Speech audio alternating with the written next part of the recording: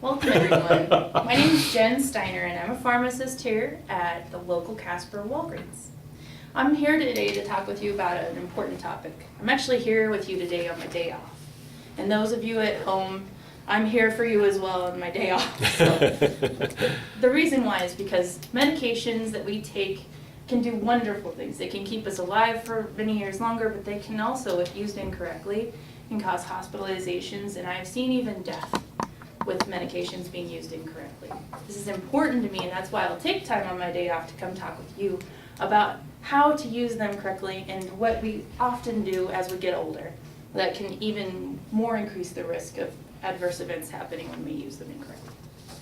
So this presentation is not only something that I feel strongly about, it's also something my employer, Walgreens Pharmacy, feels strongly about, and they're allowing me to use some of the costs, reimbursing me for that because they want us to reach the community and help people stay out of the hospital and stay out living where they want to have fun. And the other part of this presentation is sponsored by the American Society for Consultant Pharmacists, the brainchild of Stamp Out Prescription Drug Misuse and Abuse. This is a presentation that's being talked about in rooms all over the country. And our hope is to keep people out of the hospital and perhaps even lower the amount of medications they take if they stay using the ones currently correctly. So without further ado, let's talk about the first reason why prescription drug misuse can be a problem as we get older. When we get older, we typically take more medications. After the age of 80, the average number of medications people use is 13. Can you imagine having a grocery bag that you need to take home? This is important for us because obviously not all those medications will play well together. And as we get older, our bodies will change. Medications will stay in our systems longer, so the blood pressure medication I might take for 20 years could actually be adversely affecting me and causing me to fall as I get older because it's staying in my system longer and I have more of it built up. We often see more doctors, specialists, and primary care physicians as we get older. And our medical problems can be affected by the medications that we take. I may take a medication for arthritis, but that could affect the ulcer that I have in my stomach. That could cause major bleed, and then I go to the hospital. So you guys can see why it's important that we talk about this. I'm going to ask you before we get into this little note sheet, how many here takes their medications exactly as their doctor prescribes? Well, You and you. but I don't have to take any yet. And the only adherent person, no, but it's very difficult. What are some reasons why we might not take medications exactly as the doctor prescribes? We forget. We forget, time, excellent reasons. We're taking an antibiotic and we feel better. Do you know of people that might stop their medications early because they feel better? Right, may think, well, it's an as-needed medication, right? Or, do you know of people who may keep their medications in their medicine cabinet in case they need it next year, right? Those are, it's expensive, right? We spent $60 on this stuff. We're not just gonna throw it away. These are all examples of using a medication not as the doctor prescribed. And those are examples of prescription drug misuse. Not intentionally not doing what the doctor wants, but ending up that way. We may take more medication than they prescribed. We might take less than they prescribed. I might be feeling good today, so I don't take my heart medication. We might take it more often than they prescribed. It says every 4 to 6 hours, but it's been 3, I really want to take another one. We might forget to take it. That is absolutely me, and I'm a pharmacist. I didn't have any special training at school that could still keep me to remember to take my daily medication, so just want you to know that white coat doesn't make me good at taking it. We stop the medication early. We give others our medication. Well, I know that my friend has a headache, and this really works for me. But let me explain to you that giving somebody else medication that's not prescribed to them is like putting Volkswagen wheels on a Ford truck. Sure, both need wheels, but Volkswagen wheels are not going to work very well on a Ford truck. So we do the same thing. A doctor tailors medication for a specific patient. And what might work for you might send somebody to the hospital. We might also take other people's medications. Well, I know that my husband has a really good blood pressure medication and he's got 5 extra bottles because he keeps picking it up from auto refill. I'm just gonna take his. So that was what we call misuse of medications.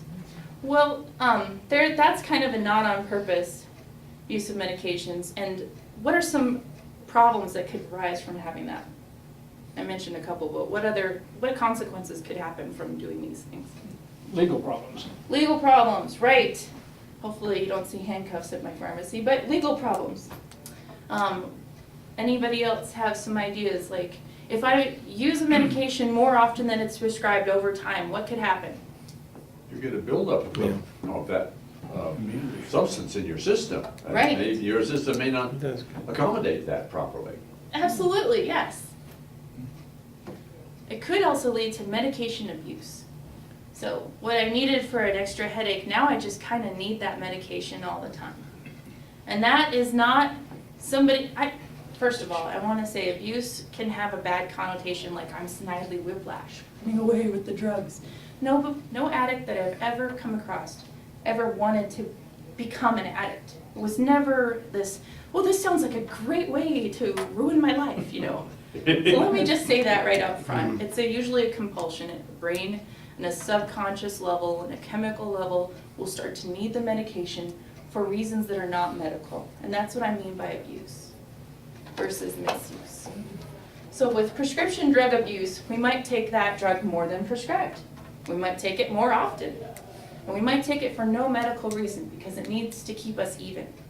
Because I'm need it in order to feel good enough to function. I can't live without this medication. These are not great ways to feel, but this is how a person who absolutely needs a medication for a non-medical reason because they're addicted to it feels. And that's a snapshot. It's a very complex disease, so for that reason, we have to treat people that have drug abuse issues medically. You can't throw them in jail and expect them to get better. You can't tell them to stop and expect them to get better. They'll mix medicine, possibly for abuse, with alcohol or other illegal drugs to augment the effects. These people may not be aware that that's a symptom of abuse, but if you notice, these are a lot of the reasons why I see hospital admits. People are coming in lethargic, they're not able to walk around, they've fallen down because they're mixing medications. Second to alcohol abuse, prescription drug abuse, is the cause of, or is the next addiction in seniors over the age of 65. So what could be some possible issues with prescription abuse? Like, what could be some consequences of doing these things? Death? Death, absolutely. Good one.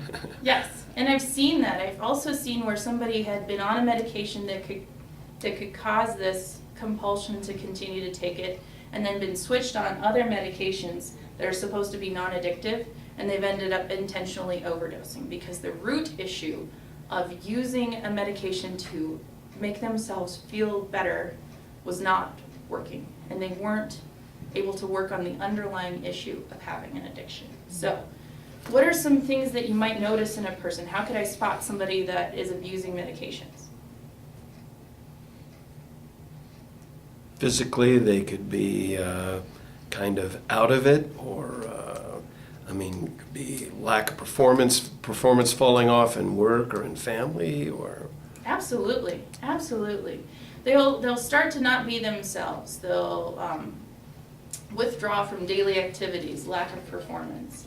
They may be filling medications early in my pharmacy. If you want to know why it takes me 2 hours to fill pain medication, it's because I go through an entire checklist to see the last fill history. And I look for those patterns before misuse becomes abuse. I'm looking for anytime a person may be needing medication, taking it more often than it's prescribed, so that we can talk about, is there a need for pain, or is there intervention that needs to occur here where the medication is actually causing a problem. So those are some serious issues, death, and we looking for those signs. You can't look at somebody and say, well, you have a dirty coat and you need pain medication, so you're an addict. Like, you can't do that. But you can, if you know them, realize that, well, you're withdrawing and you're also seeming to be taking this all the time. And it's not typically as prescribed. If you know them very well, you would know that information. And the best thing, what are some things that you can do to assist them? Any suggestions? Get them to talk to their doctor. Yes, absolutely, absolutely. Get them to discuss this with their doctor, because this is a legitimate medical problem and they need a doctor's intervention. Get them to be honest about how often they use the medication. I've seen that we don't forget all the time to take our medication, right? We downplay. I don't speed all the time. Just sometimes when I'm late for work. It seems to be more and more every week, and we do that also with our medication use. And if we're having an issue using it, we may need to just get honest about how often we're using the medications. And that can be something done with the doctor. So encourage them to do it sooner rather than later, because usually with the cycle of abuse, things get worse, not better, without intervention. So let's be a part of the solution for misuse and abuse of medications. This program is stamping out prescription drug misuse and abuse by safely taking all medications properly. And so what are some ways to do that, safely take medications properly? Oh, I have those pill boxes, yeah. Absolutely. Loaded every Saturday. Use pill boxes, absolutely. I was gonna say, read the label. Read the label, absolutely. What? I gotta do that? Yeah. Anybody been through the drive-through and heard, do you have any questions on this medication? From a nice lady in a white coat? Mhm. What questions do you have for this medication? Maybe another question. Mhm. Take advantage of me. I get paid to be there. Yeah, I'm there for you. So say, well, I think I'm supposed to take it this way. Is that correct? Or do I use this injection this way? I'm happy to do that. And so are your doctors. You go to a specialist, right? Is that specialist guaranteed to know what you're taking by another doctor? Absolutely. So that you might want to have a list of those medications with you. In order to keep it up to date, it's recommended that you check your list every time you change your clocks. So when you're setting it forward, go through your medication list and make sure you include over-the-counter items, any vitamins you might take, any supplements. Question? Make sure we take that list to all appointments, and with you, you have a medication list you can use. Take the medications as directed, or if you're not sure, ask. Well, this says 3 times a day or every 12 hours. What does that mean? That would be a good time to ask. And make sure you talk to your doctor before you stop or change medications. I have a family member, it wouldn't be my husband, maybe it would be my husband, who decided he didn't need his medications for high blood pressure, and so decided to stop taking the medications and did not want to talk to the doctor, so stopped seeing the doctor. I don't think that made the high blood pressure go away.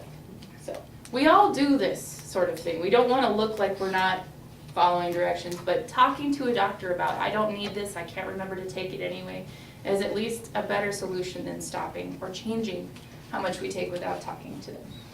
And also, do not crush or break any medications that you have without medical advice. That may cause that dose to completely swarm your system instead of it being released in a timely manner. So make sure. I've never heard that word before, swarm your system. Swarm your system. Couldn't think of, I was thinking flush, but couldn't. Because some are like time released, or is that, yeah. Some medications are supposed to work over time, which allows you to only take it once a day. But if you crush it because it's easier to swallow without talking to the doctor, you may be getting all of that dose at once, which could hurt you.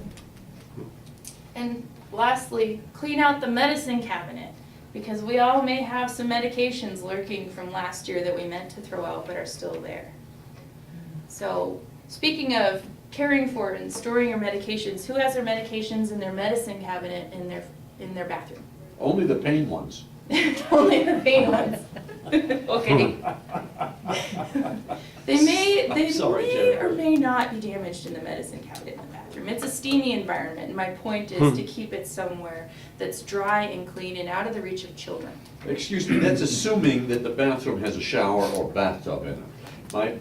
The bathroom that I have all that stuff in is just a half bath, so there's not much moisture in there. I think that that would be a safe place to keep your Yeah, medications. yeah, thank What you. if they are medications that are for pain or have a potential for abuse? What other additional safeguard could we use for that? Need extras. Lock up your medication and Need get extras. Safety caps on the, Safety caps, absolutely. There have been children that have overdosed on digoxin, a heart medication, because they were able to reach the easy open caps that grandma had. Yeah. Locking up medications is absolutely important. Of all the cases of prescription drug diversion, 70% of those drugs were obtained from a family member or a friend. It's been on the news a lot lately. There's a commercial on that. I think it must be a public address thing. Pay attention who you're delivering your drugs to, who's monitoring your drug supply. Absolutely. Yeah. I mean, you come into my pharmacy, where are my drugs? They're locked up. I have a key for that lock. Like, I lock up the entire pharmacy at night. And people typically have medications in this kind of a secure environment. That's easy to get to for anyone who may think they need that medication. So keeping them locked up, there are medication lock boxes that you can get from the pharmacy or from referral from your doctor's office. You can even order them online. Are they free? They are not usually free, unfortunately. But they are for a nominal cost. I've seen them as low as $15. And considering that you keep, a family member or friend out of the hospital from an overdose because they don't have access to your medication supply, that's cheap. That's cheap peace of mind right there. So let's make sure we clean out our medicine cabinets today. Question? At the police station downtown, they have a drop box, so you can bring old medication or you can bring things you're not using anymore. Is that considered a good utilization of cleaning out your cabinet? Take it down there and dump it in that? I am so glad you asked that, because Excellent. it is a very good use. It's a very good use, or good way to dispose of medications. We need to protect our environment, so I don't recommend flushing the medications or Really? pouring them down the sink. No. You can, if you have to, dispose them in kitty litter and put water in them to make them undigestible, and then throw them in the trash if you absolutely have to. That's a DEA thing that they say. But you don't have to do that today. You don't have to mess with kitty litter. You can go to the sheriff's office or Wyoming Medical Center, and they have a green drop box that allows you to dispose of medications. There are community take-back programs you'll see periodically throughout the year, and you'll be able to bring those medications en masse. I personally have used the medication drop box after cleaning out a friend's apartment, and they had many over-the-counter medications and prescription drugs that needed to be disposed of. It was a Sunday evening at 5:30 p.m. and that place was still open. And that's on 2nd and David. If you have any questions about disposing of medications or wanting to know more about medication donation programs, you're able to look at the Wyoming Medicaid website for medication donation, or you can look at safeguardmymeds.org, and they have a list of medication drop box locations nationally. That's my conclusion of my presentation. Thank you all for the time to talk with me about this. When you refill a prescription, what are some of the red flags that your pharmacist, that Walgreens may catch? And say, well, wait a second here, it may be from a different doctor or something. Does that happen? Do you red flag some things that come up, and how does that work? That's a great question. Some red flags that I look for as a pharmacist are patients who get medications from several doctors for the same purpose. If I see a patient who's getting sleep medications from 3 different doctors, it doesn't hold to purpose that all those doctors know that they're giving the same medication. I will call them individually and ask them if they're aware of it. I've seen patients who So fill medications. you rat on the patient, is that legal? Is that legal to do that? There's a HIPAA issue there. Because it's for minimum medically necessary purposes, I won't tell that doctor about, maybe their hemorrhoid cream they picked up last week. But I will say, I see a therapeutic duplication in these medications and they're coming from these different doctors. Are you aware of that? And that may keep the patient out of the hospital. I have saved a patient who had made 3 trips to the hospital earlier this year. I am convinced from a 4th trip because I was able to note 4 different duplications in their medication regimen and get it narrowed down. Along the same line, if I may, I often make trips to Florida, not for vacation, but for family members. And I have my medication coming from Caremark, which shows up about I get 90 days worth. If I go to Florida, I'm going to want more than that 90 days worth. I've gone to the pharmacies, they didn't have a problem at all with none of that. I get a new prescription from the doctor. Is that how I should approach it? So you're saying you have a 90-day supply and then you're picking up an additional I supply? got a 90-day supply, maybe into just 60 days left of it. And I'll tell my doctor, I'm going again to Florida. Do I need a prescription to take care of this? Is that a problem? Having a prescription for medication is different than having another couple bottles of that medication on you. It is absolutely appropriate to have a prescription for later. One of the red flags I look at, though, is filling outside of my local area. It wouldn't say that, it wouldn't preclude me from filling it, but it would be something I would look into your history and say, oh, well, he regularly seems to travel between these 2 places. I don't see this person going from 4 different cities outside of town to fill and obtain medications that are for more than, 60 days supply. Does that make sense? Yeah, and that's what I did the last time I went to Florida. I had to go outside of my local area because I did run out. Yeah, And it worked out well. well, that's a really good point. On that same vein there, when dealing with a national firm like Walgreens, if you were going to be gone for 120 days and you had a 90-day prescription, can your doctor give Walgreens one that you can fill in Florida after the first 90 days is up? You are able to take a written prescription anywhere with you in the United States and it should be honored as long as the physician is licensed to practice. You can give it to a pharmacy and they can put that medication on file. However, you may be limited with the ability to transfer that medication, where I call one other pharmacy and get them to fill it. So if you're concerned about losing the prescription and you think it's safer to just have that medication transferred one time, by all means, bring it to the pharmacy, we'll put it on file. But if you believe you're going to be in more than one place, if you're taking, I don't know, the National Harley-Davidson tour, and you're going to be in more than one pharmacy and you have a prescription that can only be transferred one time, and there are some that are like that, then I would recommend you carry a written prescription in a safe place, just like you carry your money or your drugs. I thought the Walgreens was able to put the information into the cloud, and so I ended up going Yeah. somewhere else and say, hey, this is me, and it showed formal identification, and the pharmacist says, by golly, that is you, and yes, you're due. Is that not?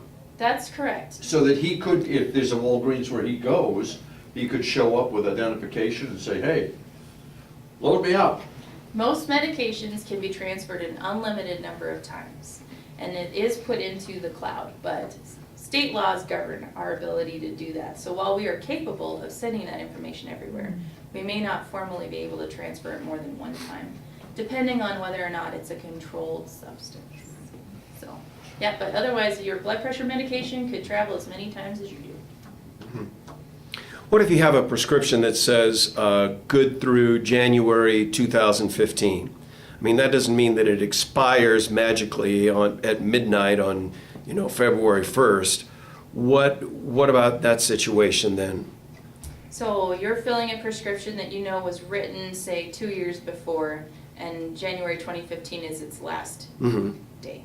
Then that set of directions by doctor expires. And then you could imagine a relationship with a doctor as an ongoing thing. And I would be able to see if I were a medical physician. I'd see you one time, but I'd want to look at you again at least in 2 years, most often, at least in 1 year. I don't want you to keep taking a medication without getting back in touch with me after that period of time. So that's why a prescription typically expires. It's for your safety, and it's by state law. Yeah, most of them just can be renewed so many times. True. 2 times, 3 times. When you have a 90-day refill, how close to the end of that 90 days can you refill it as opposed to a 30-day refill? Does Are that- you asking how soon I can fill a 90-day supply of like a controlled substance, or maybe something easy like, Heart medication or blood medication. pressure The or word something controlled like that? substance, may I interrupt? Define controlled substance, the feds get to That's- look at it, right? that is a Correct. good thing to define. So a controlled substance is something that has an increased potential for harm and abuse. So medications that are typically controlled substances are medications used for sleep, for anxiety, for pain, and often medications used for attention deficit disorder. So there's stimulants that have an abuse potential and harm. Those medications have stricter controls. I'm not allowed to let you fill them at my pharmacy without losing my job more than like 3 days before you're due to have the next course started. And that's for a typical 30-day supply. That's our pharmacy policy. That may not be the next Walgreens, but that's Yeah. what we determine safe and effective. Does that different for a 90-day refill? Not for 90. 3 days ahead of time is our max that will allow somebody to fill early. Yep. You could imagine that we just don't want you to have more than 3 days build up over and over and over. After about a year, you could have like a half a month supply that somebody could use and hurt themselves with. Mhm. And that's the whole reason. Is it any faster to fill your prescription using the app, and to scan the barcode? Or is it the same? I think it's faster. If you have an issue with insurance, you have like 4 different insurances to bill, then you may want to call me because I'll help you save money. But oftentimes people have your refills too soon. Have you heard that on a medication that's not a controlled substance? That has nothing to do with me. I'll let you pay cash for it if you want it right away. But your insurance company will not foot the bill until you've used at least 80% of the medication. Oh, okay. So 90 days could have a larger amount of days you could fill sooner. 'Cause Is that 80% true with Part might D be different. as well? Yeah. Absolutely. Part, okay. And then they're starting to track how many times you fill early. So maybe you filled up to 80%, up to 80%, up to 80%, you did that for a whole year. They'll track what they call overlap days and That's then what got deny me. you too. Mhm. That's what got me, because I tried to do exactly that. And I got one, I retrieved 6 of them, and 5 of them went right through, and the 6th one said, no, you gotta wait. And in 2 more weeks, I had 2 weeks. Oh, God. I'm getting the shakes. Yeah, exactly. It was emotional more than anything else. If you had a column of questions that you would head that column, gee, I didn't know I could ask my pharmacist this, what are some of the questions that would be in that column? I would say, gee, I didn't know I could ask my pharmacist how to manage my diabetes and my hypertension in a more effective way. We will sit down with patients that have 2 or more major health problems and look at when they're taking all of their medications and what currently they're taking as far as over-the-counter medications and vitamins. I can do that with you today. For 20 minutes, I'll take your blood pressure and look at some other body metrics, talk with your doctor about possible therapy duplications, and hopefully save you money by how much you take, by limiting how much you take of a certain medication and optimizing when you take that medication. I am so impressed with how much these people have to know about Yeah. drugs. I learned that when I first started taking prescription drugs, and it was a different pharmacy than yours, but I said, what's the deal with this? I got overloaded with answers. I mean, detailed Yeah. stuff. Yeah. This is what's going on, this is probably why you are, and so forth. They're not being doctors, but they certainly know what the chemicals are and what's going on with them. Well, thank you. Yeah, Thank you. absolutely. Second most important question I would like to have patients say is, I'm filling this medication late. How can I remember to take it more often? We have scads of ideas that may help allow you to remember to take your medications or make it easier, more convenient for you to take them all at one time without them having to interact with each other. So those are my top 2. Any other questions? So you can actually sit down with us right now, and we give you a list of medications we're taking, and you can tell us, 1, if any of them interacting inappropriately with each other. Absolutely. We're And ready 2, for you. and This 2, man if and I there's are a- ready for you. Yeah, the rest of you can go. Yeah, you can go I'll here. see you individually after the Yes, I can. I have only a comment. I don't know how many people here know who Bert Taves is. He's an addictionologist, And he says one of the biggest problems with the controlled substances are doctors who, oh, you don't feel well. Well, yeah, I'll renew that. I click the button and the pharmacy sees a new renewal for the same drug again for old Joe. And I mean Dan. And yeah, the doctor is a piece of the action. Doesn't mean he's causing it, but he's certainly part of the problem. You bet. Yeah, that lack of communication, you know. Yeah. Not enough time, no, no. He has an amazing class. It's a talk. I've listened to it more than once. The idea you had about, or was commented on about, you could call us, what I didn't know I could ask my pharmacist. If you haven't already done it, that would be a beautiful thing to put on the internet under Walgreens and put that exact statement. What I didn't know I could ask my pharmacist.com, whatever. That's a Because, great you know, idea. I would not have thought of even going that way with it. What could I ask my pharmacist? If you could put it out, I think you would get some real good feedback. I might take that idea. I'll credit you at the bottom. No.